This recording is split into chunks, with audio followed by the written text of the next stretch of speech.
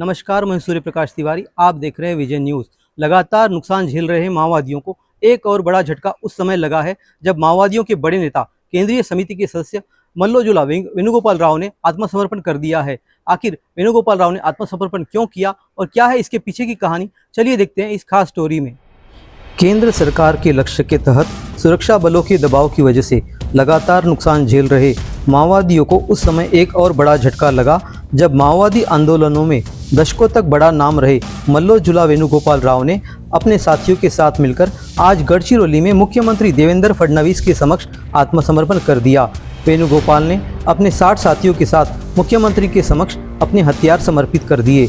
गढ़चिरौली में इस साल 101 माओवादियों ने आत्मसमर्पण किए हैं और अब तक की कुल संख्या देखी जाए तो तकरीबन 700 के करीब माओवादियों ने गढ़चिरौली में आत्मसमर्पण किए हैं। वेणुगोपाल की कहानी पर नज़र डाली जाए तो उन्हें भूपति, सोनू, अभय, विवेक जैसे नामों से जाना जाता है। माओवादी आंदोलन के मास्टरमाइंड टॉप 2 लीडर कहे जाने वाले वेणुगोपाल हाल ही में उस समय विवादों में आ गए जब उन्हें शांति चर्चा की अपील करते हुए एक लेटर जारी किया था, जिसको लेकर माओवादी पार्टी के अन्य नेताओं ने विरोध जताते हुए आंदोलन को जारी रखने का दावा किया। तब से ही वेणुगोपाल के समर्पण की चर्चा जारी थी। तकरीबन 100 से ज़्यादा मामलों में शामिल वेणुगोपाल पर पूरे देश में लगभग 10 करोड़ का इनाम बताया जाता है। तकरीबन 70 साल की उम्र वाले वेणुगोपाल का जन्म वर्ष 1956 में तेलंगाना के पेद्दापल्ली जिले में हुआ। उन्होंने बीकॉम की पढ़ाई पूरी की और आंध्र प्रदेश के आदिलाबाद जिले में जनसंपर्क विभाग में ट्रेनी के रूप में करियर की शुरुआत की थी। वेणुगोपाल के पिता एक स्वतंत्रता सेनानी थे, मगर उनका मन समाज में बदलाव और वामपंथी विचारधाराओं की ओर आकर्षित हुआ और वेणुगोपाल पीपुल्स वार ग्रुप और रेडिकल स्टूडेंट्स यूनियन से जुड़ गए। वेणुगोपाल राव ने लाल आतंक के प्रतीक के रूप में लगभग 45 वर्षों तक जंगलों में सशस्त्र संघर्ष किया। यही नहीं, वेणुगोपाल माओवादियों की केंद्रीय समिति और पोलित ब्यूरो के सदस्य बने। संगठन के रेड कॉरिडोर वाले राज्यों महाराष्ट्र, छत्तीसगढ़, ओडिशा, तेलंगाना, आंध्र प्रदेश में माओवादी अभियानों में अहम भूमिका निभाई। माओवादी आंदोलन के मास्टरमाइंड कहे जाने वाले वेणुगोपाल ने कई उच्च प्रोफाइल हमलों की साजिश में आरोपी रहे, जिनमें से 2010 का दंतेवाड़ा हमला है, जिसमें 76 सुरक्षाकर्मी शहीद हुए थे। मल्लोजुला वेणुगोपाल राव के बड़े भाई किशन जी भी कुख्यात माओवादी रहे हैं। किशन जी की 2011 में बंगाल में हुई मुठभेड़ में मौत हो गई थी। वेणुगोपाल की पत्नी तारका भी माओवादी संगठन में दंडकारण्य क्षेत्रीय समिति की सदस्य रही है। उसने 2025 में आत्मसमर्पण कर दिया था। वहीं केंद्र सरकार ने 31 मार्च 2026 तक माओवादी आंदोलन के सफाये का लक्ष्य रखा है और इसके तहत एक और सुरक्षा बल के अभियान तो दूसरी ओर आत्मसमर्पण का दबाव बनाया है। इसी रणनीति की सफलता के रूप में बड़े नेता भी आत्मसमर्पण कर रहे हैं।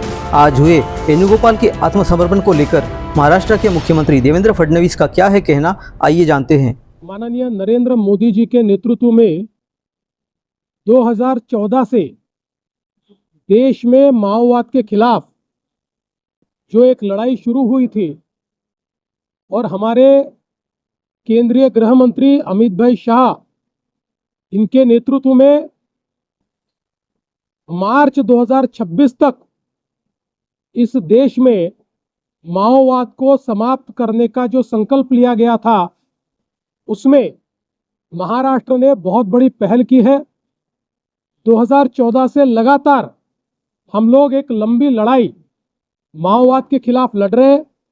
एक और गांव-गांव तक विकास पहुंचाकर लोगों में विश्वास जगाने का काम हमने किया है और साथ में हमारे पुलिस दल ने विशेष रूप से हमारी C60 ये जो यहाँ की बटालियन है हमारी पुलिस की, उन्होंने बहुत अच्छे तरीके से कार्रवाई कर डीप फॉरेस्ट में जाकर, सुदूर जंगलों में जाकर, बहुत ही डिफिकल्ट टेरेन में जाकर माओवादियों के साथ प्रत्यक्ष युद्ध करके उनको न्यूट्रलाइज करना, उनको अरेस्ट करना और उनको आत्मसमर्पण के लिए बाध्य करना, ऐसी एक लड़ाई चलाई और जिसके चलते बड़े पैमाने पर माओवादियों के ध्यान में आया कि जो स्वप्न लेकर वो माओवाद में शामिल हुए थे, वो स्वप्न समाप्त हो चुका है और अब भारत के संविधान ने जो व्यवस्था निर्माण की है,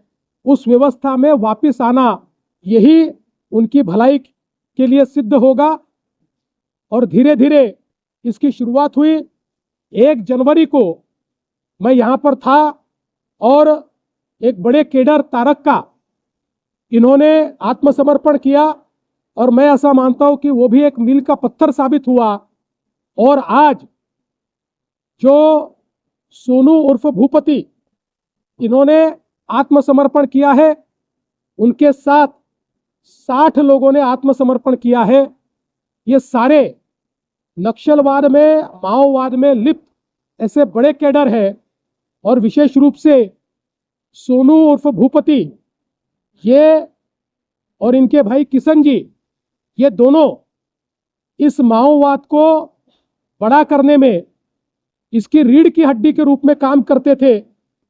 2011 में किशन जी के का न्यूट्रलाइजेशन हुआ, उसके बाद एक बड़ी कमान ये सोनू उर्फ भूपति इन्होंने संभाली हुई थी। ये आइडियोलॉजिकल भी वॉरफेयर करते थे और साथ साथ जमीनी वॉरफेयर में भी रिक्रूटमेंट करना, ट्रेनिंग देना, स्ट्रेटेजी करना, हमले करना, ये सारी चीज़ों में यही एक प्रमुख थे। और पिछले 1 महीने से इनके साथ हमारी पुलिस की बातचीत चल रही थी।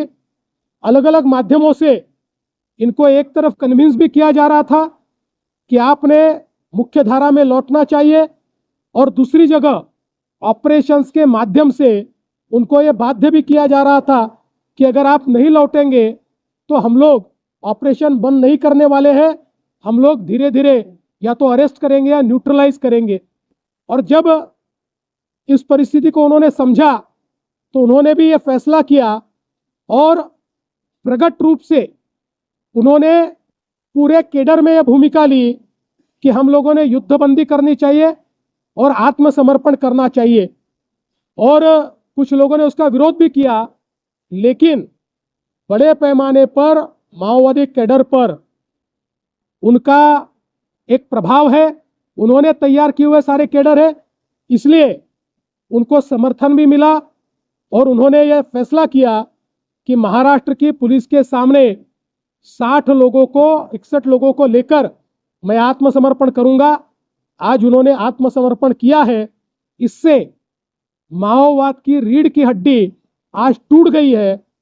महाराष्ट्र में, गढ़चिरौली में माओवाद समाप्त हो चुका है।